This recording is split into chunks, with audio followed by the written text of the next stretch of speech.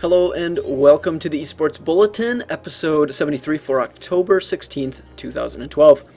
The eSports Bulletin is a daily news recap that covers everything happening in the world of eSports. From scene news to drama, we cover it all in 5 minutes or less, so you can spend more time doing what you love, owning noobs.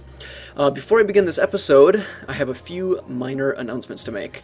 First, the format of the bulletins have changed just slightly. I've removed the player and team news and scene news sections and replaced them simply with headlines, a happening today section, which basically details upcoming matches that might be of intrigue, and recently announced upcoming events. So specific event-related news will be there. Schedule inconsistencies in terms of when bulletins are released and when I release other video content will probably remain for a while yet. I'm not exactly sure how my real-life schedule is going to pan out. However, I will, as often as possible, be releasing the bulletins and any other content. This week looks great. This weekend looks great so far. So hopefully I will get a lot done this week. But future, like over the next couple months, I don't know. It'll be all over the place, I think. And be sure to tweet news updates and shoutouts to @eSportsNightly on Twitter, or just leave comments in the video commenting area below, and I will work it into the show as soon as I possibly can.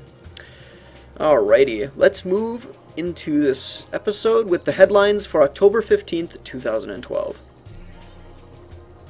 A unified rule set for Counter-Strike Global Offensive was initiated by the ESWC, the ESL, Slap Live, Copenhagen Games, and Assembly LAN yesterday, setting specific requirements on all competitive tournaments hosted by these organizations. This new cooperation will ensure that tournaments remain consistent for players traveling to multiple events and make both watching and playing the game easier. Most notably, this rule set allows for 2 flashbangs, a total of 4 grenades, and the ability to use Molotovs. The map list was also revealed, including defusal maps Inferno SE, Dust 2 SE, Train SE, Nuke VE, and Mirage CSGO. Downloads for the latter 2 maps are in the video description below, so you can go download them right away. The other ones are integrated already into the game. It should also be noted that other major event organizers are not included in this cooperation, like DreamHack and Multiplay's iSeries, or tournament platforms like CEVO and ESEA. Next up, Stage 1 of the StarCraft 2 European qualifiers for ESL's IEM Singapore began yesterday, with the round of 64 and 32 being played out, allowing 16 players to move forward into Stage 2, which will begin Thursday, October 18th. The player list can be seen in the scrolling results bar below. I'm not sure, is it going by yet? It's somewhere in there. Take a peek. 8 from that stage, Stage 2, will then move forward into Stage 3, where only 5 of those players will earn slots at IEM Singapore, which is taking place November 22nd through the 25th of this year. Next section, happening today, and this is where I mentioned notable matches and such. IGN Pro League, as usual, has matches for StarCraft 2 and League of Legends.